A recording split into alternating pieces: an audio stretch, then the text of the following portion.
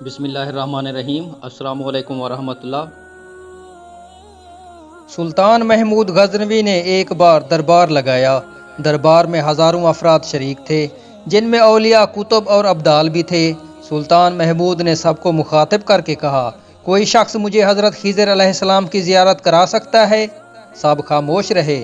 دربار میں بیٹھا ایک غریب دیہاتی کھڑا ہوا اور کہا، میں زیارت کرا سکتا ہوں۔ سلطان نے شرط پوچھی تو عرض کرنے لگا، 6 ماہ دریا کے کنارے چلہ کاٹنا ہوگا، لیکن میں ایک غریب آدمی ہوں، میرے گھر کا خرچہ آپ کو اٹھانا ہوگا۔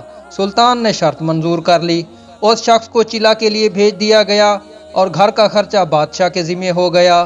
6 ماہ گزرنے کے بعد سلطان نے اس شخص کو دربار میں حاضر کیا اور پوچھا تو دیہاتی کہنے لگا، حضور کچھ وظائف الٹے ہو گئے ہیں، لہٰذا 6 ماہ مزید لگیں گے۔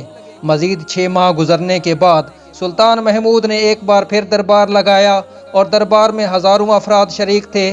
اس شخص کو دربار میں حاضر کیا گیا اور بادشاہ نے پوچھا، میرے کام کا کیا ہوا؟ یہ بات سن کے دیہاتی کہنے لگا، بادشاہ سلامت، کہاں میں گناہگار اور کہاں خضر علیہ السلام؟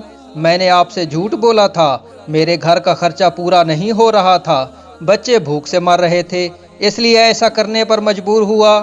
سلطان محمود غزنوی نے اپنے ایک وزیر کو کھڑا کیا اور پوچھا، اس شخص کی سزا کیا ہے؟ وزیر نے کہا، بادشاہ سلامت، اس شخص نے آپ کے ساتھ جھوٹ بولا ہے، لہٰذا اس کا گلا کاٹ دیا جائے۔ دربار میں ایک نورانی چہرے والے بزرگ تشریف فرما تھے، کہنے لگے، بادشاہ سلامت، اس وزیر نے بالکل ٹھیک کہا۔ بادشاہ نے دوسرے وزیر سے پوچھا، آپ بتاؤ۔ اس نے کہا، بادشاہ سلامت، اس شخص نے بادشاہ کے ساتھ فراڈ کیا ہے، اس کا گلا نہ کاٹا جائے بلکہ اسے کتوں کے آگے ڈالا جائے تاکہ یہ ذلیل ہو کر مرے، اسے مرنے میں کچھ وقت تو لگے۔ دربار میں بیٹھے اسی نورانی چہرے والے بزرگ نے کہا، بادشاہ سلامت، یہ وزیر بالکل ٹھیک کہہ رہا ہے۔ سلطان محمود غزنوی نے اپنے پیارے غلام ایاز سے پوچھا، آپ کیا کہتے ہو؟ ایاز نے کہا، بادشاہ سلامت، آپ کی بادشاہی سے 1 سال ایک غریب کے بچے پلتے رہے، آپ کے خزانے میں کوئی کمی نہیں آئی اور نہ ہی اس کے جھوٹ سے آپ کی شان میں کوئی فرق پڑا۔ اگر میری بات مانو تو اسے معاف کر دو، اگر اسے قتل کر دیا تو اس کے بچے بھوک سے مر جائیں گے۔ ایاز کی یہ بات سن کر محفل میں بیٹھا وہی نورانی چہرے والا بابا کہنے لگا، ایاز بالکل ٹھیک کہہ رہا ہے۔ سلطان محمود غزنوی نے اس بابا کو بلایا اور پوچھا، آپ نے ہر وزیر کے فیصلے کو درست کہا، اس کی وجہ مجھے سمجھ نہیں آئی۔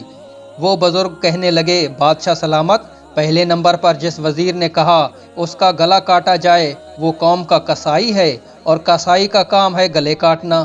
اس نے اپنا خاندانی رنگ دکھایا، غلطی اس کی نہیں آپ کی ہے کہ آپ نے ایک قصائی کو وزیر بنا لیا۔ دوسرا جس نے کہا اسے کتوں کے آگے ڈالا جائے، اس وزیر کا والد بادشاہوں کے کتے نہلایا کرتا تھا، کتوں سے شکار کھیلتا تھا، اس کا کام ہی کتوں کا شکار ہے، تو اس نے اپنے خاندان کا تعارف کرایا۔ آپ کی غلطی ہے کہ ایسے شخص کو وزارت دی، جہاں ایسے لوگ وزیر ہوں وہاں لوگوں نے بھوک سے ہی مرنا ہے۔ اور تیسرا ایاز نے جو فیصلہ کیا تو سلطان محمود سنو، ایاز سید زادہ ہے، سید کی شان یہ ہے کہ سید اپنا سارا خاندان کربلا میں ذبح کرا دیتا ہے مگر بدلہ لینے کا کبھی نہیں سوچتا۔ یہ کہہ کر وہ بزرگ دربار سے تشریف لے جاتے ہیں۔